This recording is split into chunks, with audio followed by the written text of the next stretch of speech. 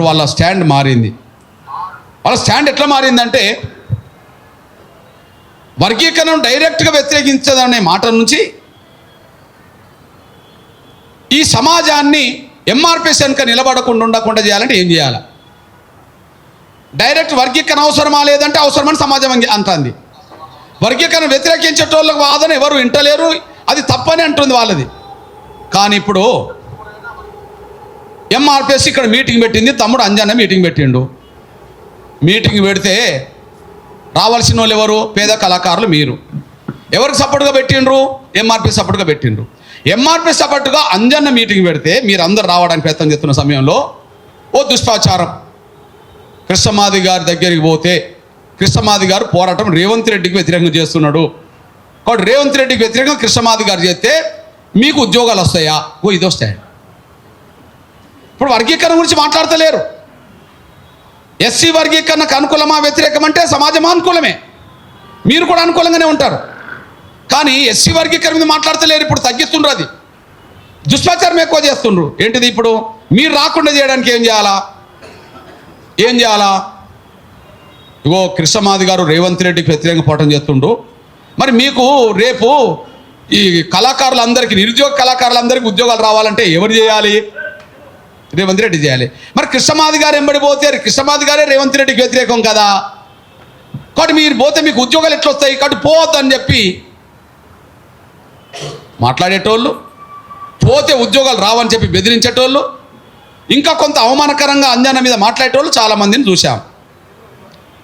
విషయం ఏంటంటే అది దుష్ప్రచారమే తప్ప అది సత్యం కాదు కదా. నేను రేవంత్ రెడ్డి గారికి ఎట్లా వ్యతిరేకం? అసలు రేవంత్ రెడ్డి గారు మాదిగలకు ఎట్లా వ్యతిరేకం? రేవంత్ రెడ్డి గారు మాదిగలకు ఎట్లా వ్యతిరేకం కాదు. పోనీ నేను వ్యక్తిగతంగా రేవంత్ రెడ్డికి ఎందుకు వ్యతిరేకం? అది కూడా కాదు. ఒక్క విషయం గుర్తుంది, రేవంత్ రెడ్డి గారైనా మాదిగలకు అనుకూలమే, రేవంత్ రెడ్డి గారైనా మాదిగలకు అనుకూలమే, వర్గీకరణకు అనుకూలమే. పోనీ రేవంత్ రెడ్డి గారు ఎదుగుదలకు కూడా మాదిగలు సపోర్ట్ చేశారు. రేవంత్ రెడ్డి గారు ఎదుగుదలకు మాదిగల సపోర్ట్ ఉన్నది, ఎంఆర్పిఎస్ సపోర్ట్ ఉన్నది. కాబట్టి రేవంత్ రెడ్డి గారు ఎదుగుదలకు మాదిగల సపోర్టు, ఎంఆర్పిఎస్ సపోర్ట్ ఉన్నప్పుడు రేవంత్ రెడ్డి గారికి మాదిగలు ఎందుకు వ్యతిరేకం అనుకుంటారు? రేవంత్ రెడ్డి గారు ఎస్సీ వర్గీకరణకు అనుకూలమే. మరి ఎస్సీ వర్గీకరణకు అనుకూలం అని చెప్తున్న ముఖ్యమంత్రి మీద నేను ఎందుకు పని కట్టుకొని పోరాటం చేస్తా? ఈ రెండు ఆయన నోటు నుండే వినిపిస్తా. రేవంత్ రెడ్డి గారికి ఎంఆర్పిఎస్ సపోర్ట్ ఉందా లేదా, మాదిగల సపోర్ట్ ఉందా లేదా?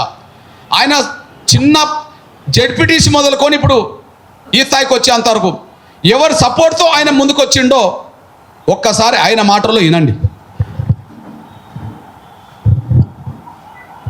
మొదటిసారి నేను ఇండిపెండెంట్ జెడ్పీటీసీకి వచ్చినప్పుడు మాదిగల పిల్లలు నన్ను బస్సులో తీసుకెళ్ళి నాకు గెలిపించారు. ఇండిపెండెంట్ జెడ్పీటీసీకి వచ్చినప్పుడు మాదిగల పిల్లలు నన్ను బస్సులో తీసుకెళ్ళి నాకు గెలిపించారు. రెండవసారి నేను ఎమ్మెల్సీగా ఇండిపెండెంట్గా నిలబడ్డప్పుడు మాదిగల బిడ్డలు ఎంఆర్పిఎస్ లో కృష్ణన్న దగ్గర నాయకత్వ లక్షణాలు పుచ్చుకున్నోళ్ళే ప్రతి ఎంపీటీసీ కౌన్సిలర్ దగ్గర పోయి కాలు ముక్కి నన్ను గెలిపించారు. మూడవసారి 2009లో నేను కొడకల్లో 14 రోజుల్లో ఎమ్మెల్యే తెచ్చినట్టే మాదిగ బిడ్డల శ్రమ ఉన్నది, మీ భాగస్వామ్యం ఉన్నది.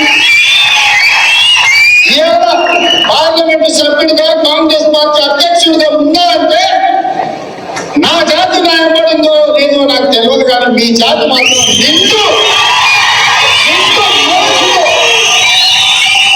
నిండు మనసుతో నాకు అండగా నిలబడ్డారు.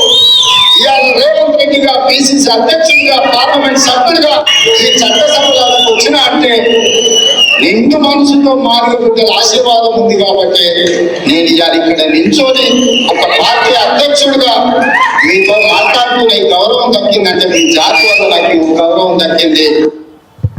చాలదా? ఓకే, ఆయన ఎదుగుదలకు మాదిగల కారణం అని చెప్పి ఆయన చెప్పారు. ఒక మాట అన్నాడు, మీరు చూశారు. నా జాతి నా ఎన్నుకున్నదో లేదో నేను చెప్పలేను, కానీ మీ జాతి మాత్రం నిండు మనసుతో నన్ను ఆశీర్వదించిందని చెప్పిండా లేదా? మరి ఆయన మాదిగలకు ఎట్లా వ్యతిరేకం కాదు కదా. పోనీ వ్యక్తిగతంగా నేను ఎందుకు వ్యతిరేకంగా ఉండను కదా. రెండోది, ఆయన ఎస్సీ వర్గీకరణకు వ్యతిరేకం అవుతే రేవంత్ రెడ్డి గారి మీద నేను పోరాటం చేస్తా. ఎందుకు రాజీ పడతాం? ఆయన ఎస్సీ వర్గీకరణకు వ్యతిరేకం అవుతే రేవంత్ రెడ్డి గారిని నేను పోరాటం చేస్తా. ఆయన ఎస్సీ వర్గీకరణకు అనుకూలం కదా, ఆయన ఎస్సీ వర్గీకరణకు అనుకూలం కదా. ఎస్సీ వర్గీకరణకు అనుకూలమని నేను ఎట్లా అంటున్నా? ఆయన మాట నుంచి వినండి. సుప్రీంకోర్టు జడ్జిమెంట్ తర్వాత ఆయన ఏం మాట్లాడిండో వినండి. ఈనాడు సుప్రీంకోర్టు